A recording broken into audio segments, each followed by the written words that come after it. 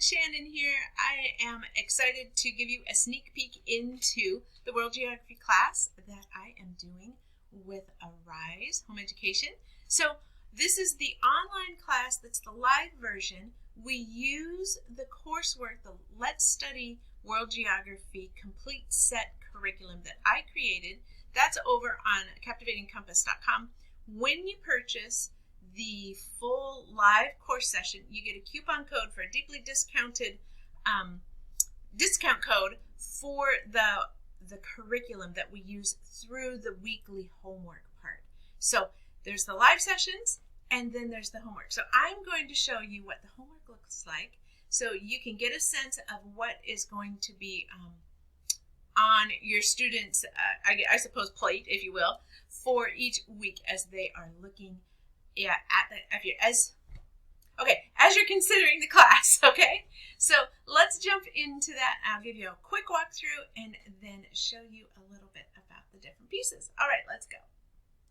All right, so here we are. This is week 7 of the Africa study, and so we start with Africa. We move on then after we finish Africa. It takes about 8 to 10 weeks to do Africa. We move on to Asia and then Europe and then the Americas through the course of the full school year, the 30 weeks. So it's 36 weeks of work that is in the curriculum. We do 30 weeks of classes, so there are a few weeks there where there's some countries that we don't get to, but the students are welcome to and do it as extra credit, or if they are pursuing some type of honors designation for the class they're taking here with Arise, then they're able to do all that work, the extra 6 weeks, do the extra curriculum for the projects and those kind of things, and get those extra hours that they need for, and if they're following the U.S. model and they're wanting to use it as an honors course. Okay, so back to here for week 7. So you can see we start out, and I let everybody know what countries we're studying for the week, and there should be a link into the journaling page. When this journaling page opens, it is essentially, there is a PDF version that will be in the assignments, and then there is a document version, a Google Doc, that they can go into, make a copy of, and copy and use it for each country that they do. Or if they want to keep a notebook and just look at the template version of those things, they can do that as well. So let me see if I can pull that up for us real quick. All right, so this is just the basic template version. They would come in here, make a copy, and use it each week. They would name the country they were working on in the Facts About section, and then list the continent, the capital, the spoken language, the climate, terrain, interesting animal and plant life they may have learned about, 5 to 10 other interesting things that they learned about in reading about the country. And that's it for this part. So they would do that for each country. So let's just jump back here to this piece. And what they're using to answer those questions is there's a reading text. This typically goes to Britannica Kids. And then there's also going to be a video. And then typically there is some information, if I can find really rich information about cultural things or historical things, I will throw those in as well. So let's just take a quick look at where some of these lead to so you can see where the kids are headed. All right, so I've clicked through for the reading one, and it takes us through to Britannica Kids. And you can see within Britannica, they have different levels.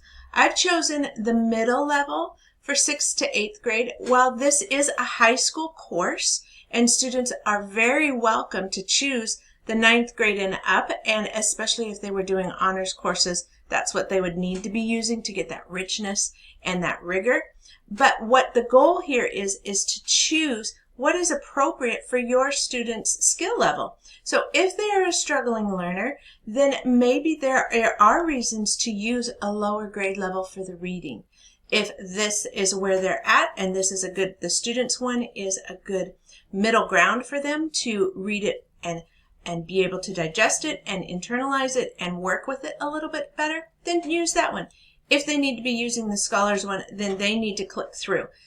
most of the pages, I think all the pages are going to come up to students as this kind of middle of the road piece.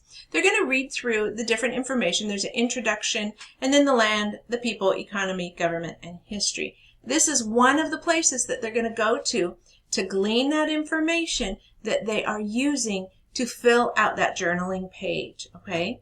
So they would read through that, and there's like fast facts and those type of things that are down here on the corner. There are often some extra videos in here if they want to watch them and that kind of thing. So that is the reading portion of things. Now let's switch back over to the page that is the weekly homework page. All right, so then they would move on and they would look at and watch a video about, in this case, Namibia. And you can see there's a reading section and a video for every country. And so there's different ways to learn to make it accessible to all kinds of different learners. And again, where I'm able to, I will pull in as much culture and richness in a variety of forms. So this one is learning about languages up here with Namibia. And this one down here is actually going to the Metropolitan Art Museum and doing a virtual tour and taking a look at the Nok terracottas and looking at the Nok culture. And then there's a video here about a Rwandan dance as well. So there are typically 3 days where it is learning about the countries. Okay, the 4th day is looking at the quiz and practicing mapping skills. That could be done throughout the week if you wanted to as well. And then we also have the live online class that is on one of those days a week. So there is 5 days of learning. That's what gets us that rigor that we need for that high school level at about an hour a day, plus or minus a little bit. And then whatever additional for the projects and that kind of thing. So let's go and take a quick look at this last section for day 4. We talk about the quizzes and mapping. There's online games to learn the mapping. There's also, if you would prefer, to doing the practicing as we will be doing it for the continent finals. We do a mapping final for the continent as kind of just a culminating learning piece. We don't necessarily go into all the dates and other pieces that we've learned about the countries as we go, but we do physical features and country mapping for all of the continents that we do. So with that, there's places to practice. If your student is intrigued with flags, then go ahead and learn flags and the different things there as well. Some of those are not required. They're just there for fun. Then there's also always each week they can go to this travel site. It's a UK travel site that has excellent information about all the countries and up-to-date things to learn about them there. So with that, I want to pop over here and take a look at the actual quiz that they would do on that 4th day or toward the end of the week. So the quiz, the important piece about the quiz is that it's open note. You can see it here. It says open note, open book, open web search quiz to identify the most current information. So some of the information they're going to find from the videos, they're going to find from the reading throughout the week, and other information might not be there in those areas. The goal with the World Geography class is not just to learn facts and dates and places on a map. It's also to teach research skills and to teach them to learn how to use the internet properly, to find valid, up-to-date information that supports what they're learning, and to be able to cite it and to remember to learn that if you're using outside resources, you need to cite those resources and say where you got the information from. So that's what we do with this. It's just another layer of learning.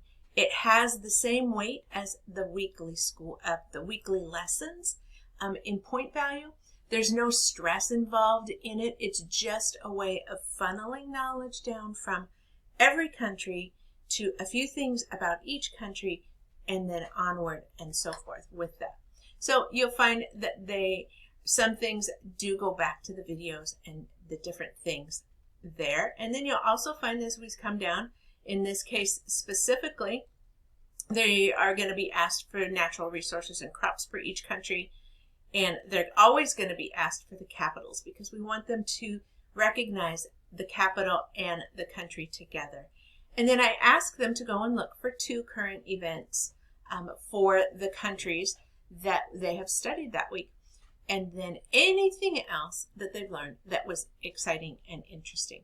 And what's the goal of this? The goal of this is to help them come back to, in this case, it would be in week 8, we would come back, and in our live class session together, we're going to talk about the countries we studied.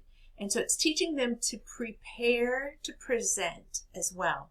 So they'll come up with a few things to learn about and talk about in those first few minutes of our live class sessions before we move into the weekly kind of online lecture, if you will, and any practical learning and on hands-on learning that we do within the class sessions each week. So that's how those 2 pieces work together. And it really is rich.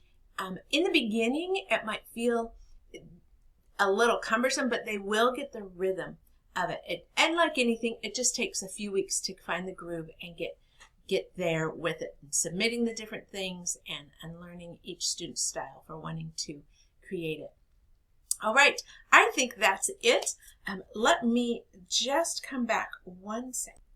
All right, so that is just a quick sneak peek into world geography. You know, I'm known for saying that I actually quoting Shakespeare. So all the world's a stage and every man is a player. And that really applies not just to Great British literature, but also to geography. When we see the world we live in as the stage in which history plays out upon, and we understand the geographical features and the country lines, the political lines, if you will, and the country divisions and that type of thing, we can understand cultures better. We can understand current events and wars and different things that happen, whether that's natural disasters or crises or all different types of things, because we understand geography. It's a great foundation piece to building into these higher level courses that your students will take through their high school journey, because if they begin with a foundational piece like geography, then they go in and they add these other layers in, and it brings a richness to their learning that is unparalleled with other ways of learning. I talk a lot about it in my podcast with Emma, and so I will link to that, and you'll be able to find that as well. You can always find it over on the podcast page on the website as well. So if you have questions about my class with the World Geography class at arisehomeeducation.com, let me know. I'm happy to answer your questions, and I look forward to seeing you and your family journey together with us at arisehomeeducation.com.